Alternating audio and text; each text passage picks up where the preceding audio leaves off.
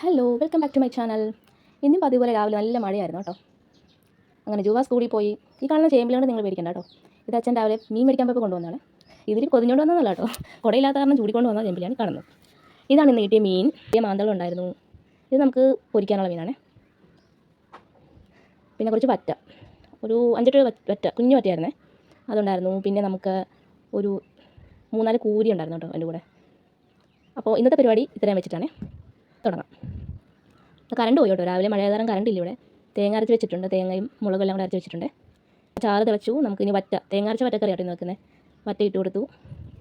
ഇനി നന്നായിട്ട് അവിടെ കിടന്ന് വേഗട്ടെ. നമുക്കിന്ന് പച്ചക്കറിയായിട്ടുള്ളത് ബീൻസാണ് കേട്ടോ. കുറച്ച് ബീൻസ് ഉണ്ട്, അതുകൊണ്ട് ഒരു മെഴുക്കുവരട്ടി ഉണ്ടാക്കാനുള്ള പരിപാടിയാണ്. പിന്നെ കുറച്ച് മാന്തൾ വറുക്കാൻ വെച്ചു, വറ്റയുണ്ട് കേട്ടോ വറുക്കാനായിട്ട്. അങ്ങനെ അതൊക്കെ റെഡിയാക്കി. ഉച്ചയ്ക്ക് നമ്മൾ ചോറുണ്ടാണ്, വറ്റക്കറി, വറ്റ വറുത്തത്, പിന്നെ ബീൻസ് മെഴുക്കുവരട്ടി. ഇന്നത്തെ കാര്യം ഇത്രേ ഉള്ളൂ കേട്ടോ. Tata bye bye, see U.